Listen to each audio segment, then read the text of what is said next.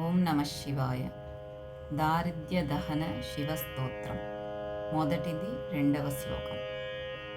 ఓం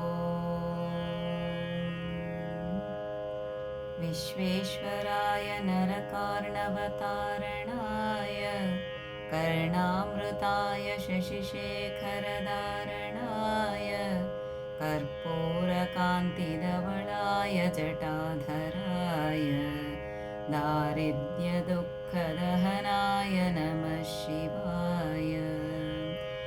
गौरीप्रियाय रजनीशकलाधराय कालान्तकाय भुजगाधिपकङ्कणाय गङ्गाधराय गजराजविमर्दनाय गङ्गाधराय गजराजविमर्दनाय